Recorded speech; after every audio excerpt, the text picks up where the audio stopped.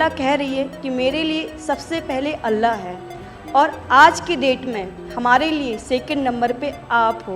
मगर ये जो मुश्किल का वक्त था, इसके अंदर दुनिया के सबसे पहले जो मुल्क थे जो फौरी रिस्पांस के हवाले से जो आगे बढ़ के जिन्होंने यानी ना सिर्फ ये कि इमदादी टीमें वहां भेजी बल्कि सामान भेजा और बाकी जो ज़रूरी मामला थे उनको एड्रेस किया। वो बोलता है सर मैं इस कंट्री की यंग जनरेशन हूँ और मैं आपको आश्वस्त करता हूँ कि आने वाली जनरेशंस याद रखेंगी कि आपके देश ने हमारे देश के लिए क्या किया। नहीं मोहब्बत और जहाँ रिश्ते होते हैं वहाँ फील करता, जितना दुख और गम के लम्हात में उसमें कभी भी नहीं भूला जाता। भारतीय वायुसेना का ग्लोब मास्टर जब भी जहाँ उतरता है लोगों में एक अलग सा उत्साह पैदा हो जाता है, उन्हें लगता है कि भारत उनकी मदद करने आ गया। मैं खुद इंडियंस के साथ रहा हूँ दुबई में, तो मैंने उन्हें करीब से जानने की कोशिश की। An Indian is an Indian first, then he is Muslim और क्रिश्चियन और हिंदू और somebody, but we are first of all we are Muslims, then we are Pakistani. वो उनका जाने का टाइम है, सब कुछ कर लिया उन्होंने, इंडिया की आर्मी ने वहाँ पर लोगों को फैसिलिटी दे दी, लोगों को बाहर निकाल लिया, तो अब जा रहे हैं तो लोग तालियां बजा कर उनको ट्रिब्यूट दे रहे हैं, लोग निकल कर रो रहे हैं घरों से। उन्होंने अपना नाम जब इंडिया रखा और हिंदुस्तान रखा और भारत रखा, तो ये तीनों नाम तारीखी हैं। ऑपरेशन दोस्त के नाम से उन्होंने स्टार्ट किया है, ऑपरेशन दोस्त, दोस्त वो हमारा है और ऑपरेशन दोस्त जो है वो इंडिया शुरू किया। लोगों ने, कई लोगों को पता नहीं होगा कि कितने लोग रो रहे थे जब हिंदुस्तानी बोल रहे थे कि जब वहाँ से निकल रहे थे। हेलो फ्रेंड्स, जय हिंद। हिंदुस्तान स्पेशल में आपका स्वागत है। दोस्तों, प्राइम मिनिस्टर मोदी ने तुर्की रेस्क्यू ऑपरेशन में शामिल जवानों से मुलाकात की। प्राइम मिनिस्टर मोदी ने कहा कि भारत के लिए मानवता सबसे बढ़कर है। प्राइम मिनिस्टर मोदी ने 20 फरवरी को तुर्की से वापस आई टीमों के साथ खास मुलाकात की। इस दौरान प्राइम मिनिस्टर मोदी और रेस्क्यू ऑपरेशन में शामिल जवानों ने अपने विचार साझा किए। प्राइम मिनिस्टर ने कहा कि वह जब भी किसी भी देश पर संकट आएगा तो हम मदद करेंगे। प्राइम मिनिस्टर मोदी ने कहा कि हमारी संस्कृति ने हमें वसुदेव कुटुंबकम की सीख दी है। हम पूरे विश्व को एक परिवार मानते हैं। हमारी टीमों ने तुर्की और सीरिया में भारतीय संस्कृति को प्रदर्शित किया और तिरंगे का मान बढ़ाया है। प्राइम मिनिस्टर ने कहा कि ऑपरेशन दोस्त से जुड़ी पूरी टीमें, एनडीआरएफ हो, आर्मी हो, एयरफोर्स हो या हमारी दूसरी सेवाओं के साथी हों, सभी ने बहुत बेहतरीन काम किया। यहाँ तक कि हमारे बेजुबान दोस्त डॉग स्क्वाड्स के सदस्यों ने भी अद्भुत क्षमता का प्रदर्शन किया।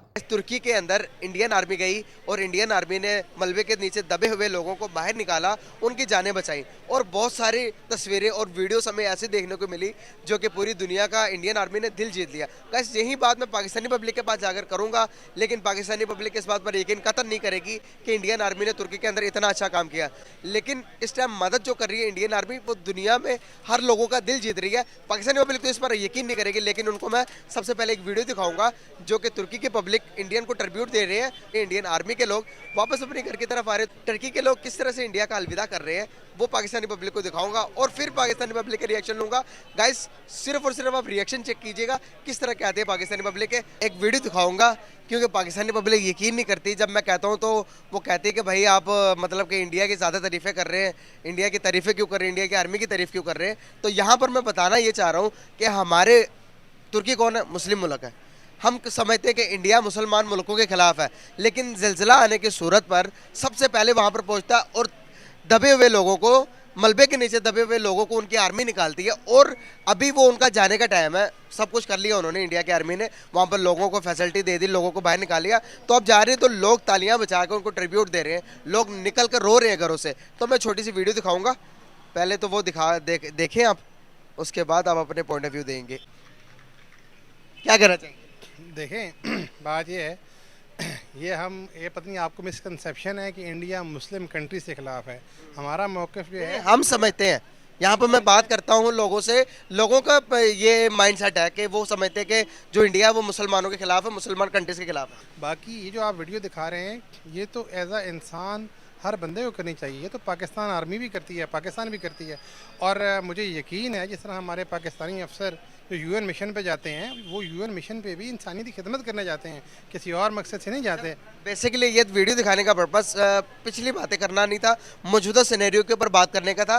तुर्की के अंदर जब हालात ख़राब हुए तो सर हमने हमारे जो उनसे यहाँ से इमदाद भेजी गई वही सामान भेजे गए जो तुर्की ने हमें सैलाब के तहत भेजे थे, जहाँ पर टेंट वगैरह और खाने पीने की जो अशिया थी हमने दोबारा तुर्की को भेज दिया। तुर्की ने वही सामान उठाकर हमारे मुंह पर मार दिया। उन्होंने कहा कि हम मदद करते हैं तो वापस चीज़ें नहीं लेते, आपने वही चीज़ें हमें वापस कर दी हैं, तो वो सामान हमें वापस भेज दिया। क्या कहना चाहेंगे इस बारे में? ये बहुत गफलत है और ये बड़ी नाअहली है, ये तो बाइस शर्मिंदगी है, ऐसा नहीं होना चाहिए था। अगर हम देखें जितने भी मतलब दूसरे ममालिक के वुज़रा हैं और मतलब जो टॉप मैनेजमेंट जो है वो बड़ा मतलब एक रिस्पेक्ट की निगाह से देखती है इंडियंस को, मतलब जो उनके कल्चर वगैरह हैं वो चाहे मतलब नॉन मुस्लिम हो या किसी भी मतलब जगह से ताल्लुक़ रखते हो, एक मतलब सेलिब्रेट किया जाता है और बड़ा खुल के और अपना कल्चर समझ के सेलिब्रेट किया जाता है, चाहे वो दिवाली हो चाहे होली हो कुछ भी हो।